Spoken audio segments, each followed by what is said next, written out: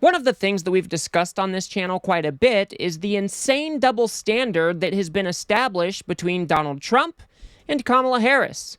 While Donald Trump is able to get away with so many things that would end a normal person's political career, Kamala Harris is held to such an insanely high standard that no matter what she does, it can never be enough. But if you end up getting anything out of this video, please remember to hit that subscribe button.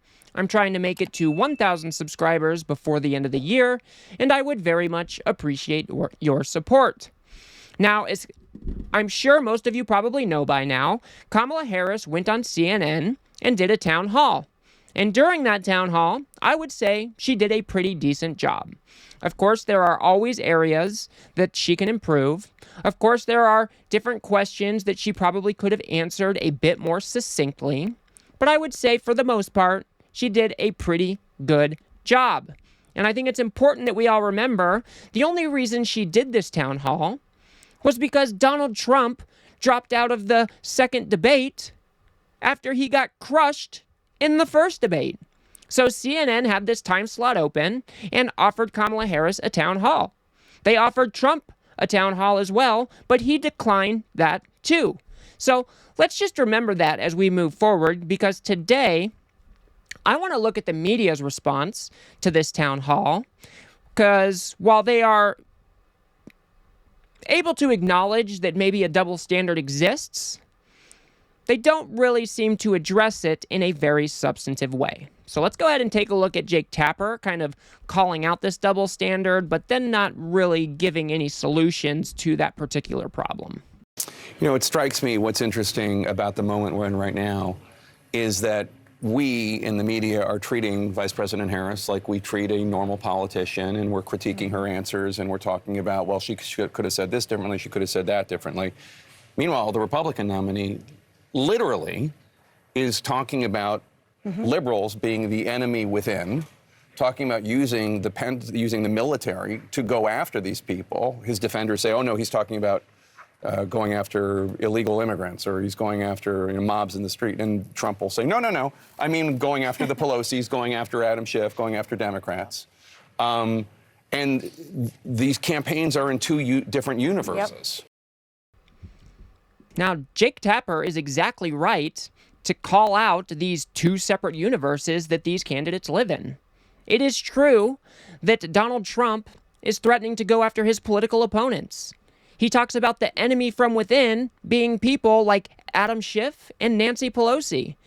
And then he talks about using the United States military to go after these people. He's talked about putting journalists in jail. He's talked about public military tribunals. He's talked about throwing Liz Cheney behind bars.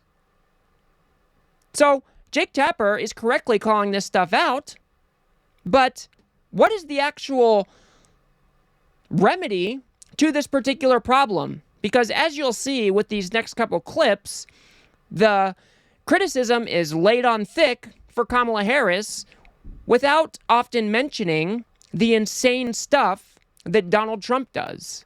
Let's go ahead and move on to David Axelrod talking about how Kamala Harris went to word salad city. The things that would concern me is when she doesn't want to answer a question, her habit is to kind of go to word salad city, and she did that on a couple of answers. One was on Israel. Anderson asked a direct question, would you be stronger on Israel than Trump? And there was a 7-minute answer, but none of it related to the question he was asking. And so, you know, on certain questions like that, on immigration, I thought she missed an opportunity because she would acknowledge no concerns about any of the administration's policies.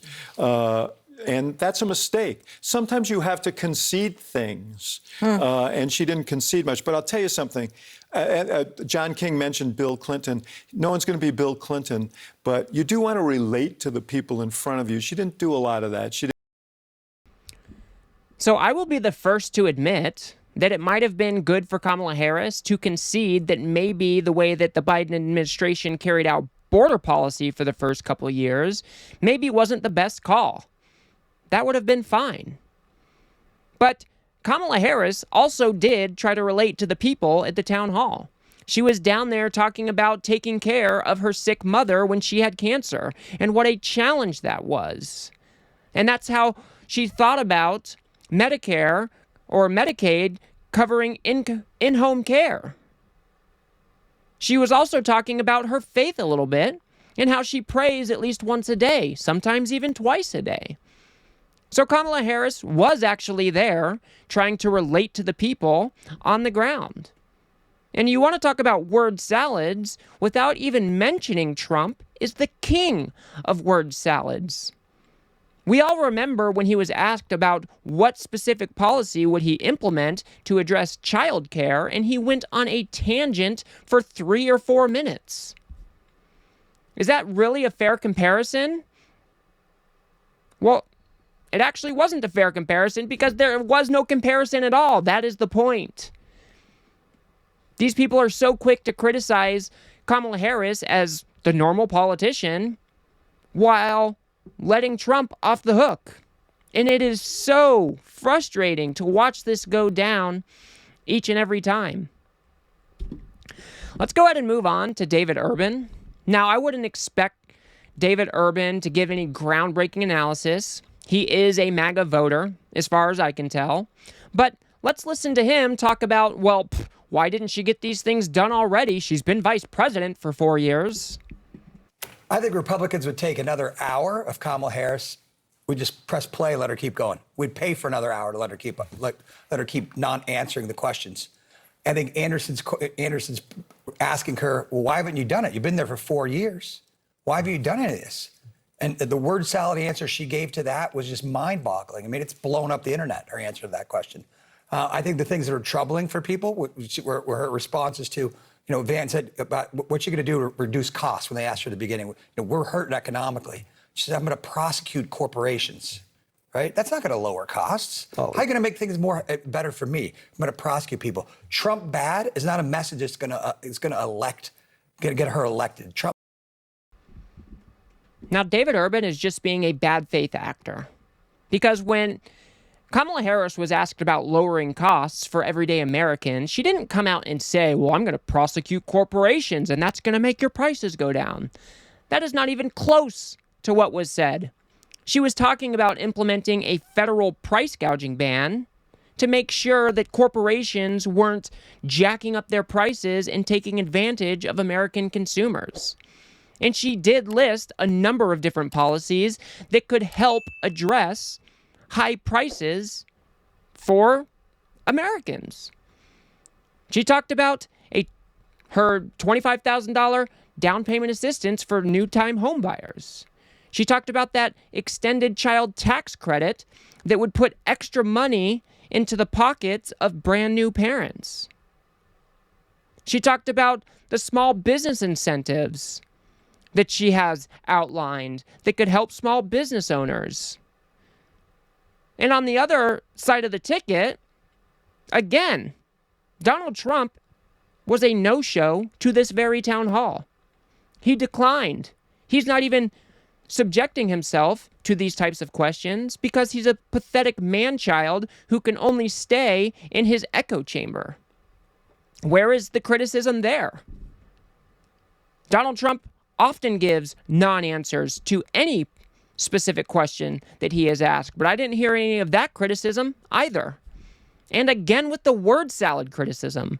Again, Trump is the word salad king. That cannot be understated. So David Urban is just being a bad faith actor. He's licking the boots of Trump like we see him do every single time, and he's not providing substantive critiques of both candidates. Ultimately, these people are doing a disservice to the American people.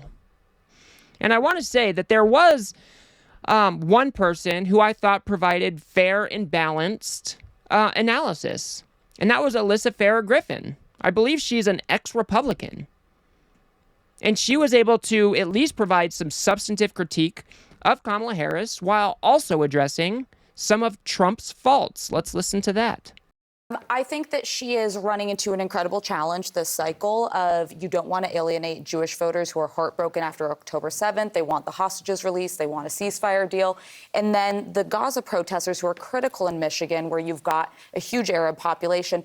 And I worry that the fear to answer either side of the question makes her alienate both communities. I thought that was one of the weaker moments. There's a direct way to answer the issues with anti-Semitism. And by the way, point them to a history of anti-Semitic actions by the former president, dining with an avowed neo-Nazi, Nick Fuentes, Charlottesville, his language after that. I think those could have been a stronger moment. She's clearly very nervous. She didn't bring any of those things up. Yeah, those are key constituencies. But what I thought she did extraordinarily well is they clearly have data that this John Kelly story, the unfitness, the danger of Donald Trump is breaking through to people, because it was almost like, what was the score of the baseball game? And it was like, well, John Kelly and generals warned this. Yep. I think that they know that that works with a swath of voters that are still gettable now, because that came up in pretty much every other answer. She kept going back to it. And I do think it's powerful. And I would add personal stories. She shows a humanity that Donald Trump just doesn't have the same ability to convey. He certainly didn't take care of an ailing parent. He hasn't talked about that. He hasn't talked about his faith in great detail. He hasn't cited scripture or prayed. Those are her moments where I think you see a little more of her, and the public needs that. So I think that this critique was much more reasonable. She gave a understandable reason why Kamala Harris might not want to give a black and white answer on the whole Israel issue. Because on one end, you've got people who are fighting for Gaza that she could alienate, and on the other, you could alienate Jewish voters if you give a black and white answer. So you can critique whether or not you liked if she didn't answer that correctly, but at least Alyssa Farah Griffin is providing a substantive reason as to why she may have not answered that in the way that people thought that she could answer that. And she also brought it back to, Kamala Harris was showing her humanity on stage, where Trump is just unable to do that. Trump has never spoken about a sick parent and how he took care of his sick parent. So he hasn't come out and spoke about his faith and how he prays. So I think that this type of critique is a bit more substantive. It outlines some things that maybe Kamala Harris could have done better, but also helps people remember that Trump is the other person on the other side of the ticket, and he is way more insane than Kamala Harris. So I really liked this critique. I think it is more substantive, and I think it is better for the American people to hear stuff kind of like this when we're talking about these two separate candidates. In the last video that I want to show you, I think that Van Jones summarized this whole double standard quite perfectly. Let's go ahead and listen to what he had to say. Look, Kamala Harris and Donald Trump are not taking the same exam. Yeah. And I think it bothers people. They're not taking the same exam. He gets to be lawless. She has to be flawless. That's what's unfair. That's what's unfair. That's what's unfair tonight. That's what's unfair tonight. They're not taking the same exam. Look, she has policies. She may not articulate them perfectly every time. She may not put the stories in the right places, but she's fighting for actual ideas that will help real people. And he's talking about people's penises. And so they are not taking the same exam, and that's pissing people off. It's pissing me off. I thought that was absolutely perfect. Trump gets to be lawless, and she has to be flawless.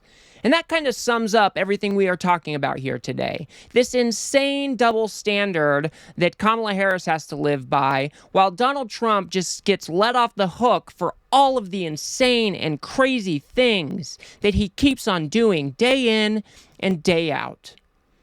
Now, I'm not going to sit here and tell you that Kamala Harris is a perfect candidate. I would never do that. Of course I have criticisms. But let's not forget, Donald Trump is an authoritarian wannabe.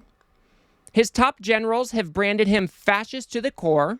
He's talking about going after his political rivals with the U.S. military. He is antithetical to what America was founded on. And we cannot lose sight of that. And when we have these panels that are just criticizing the hell out of Kamala Harris without even making a mention of Donald Trump in a substantive way, These people are doing a disservice to the American people, and they have to do better. I just don't even know what to say. And I don't know what the correct solution is, but this is not it. Whatever these guys are doing now is not working. And like Van Jones said there, people are noticing and they are irritated by it. I am irritated by this double standard, and I've seen many other people who are also getting really fed up with the mainstream media's double standard for these two candidates. But I will leave it there. If you guys got anything out of this video, please remember to smash that like button and subscribe. Maybe share it with a friend or two. I'd very much appreciate that. Like I said, I am trying to reach 1,000 subscribers before the end of the year, and I would very much appreciate your support. If you want to see me break down some of the good characteristics that I think would make Kamala Harris a good president from this particular town hall, go ahead and watch that video on the screen now. Otherwise, I'll see you guys on the next one.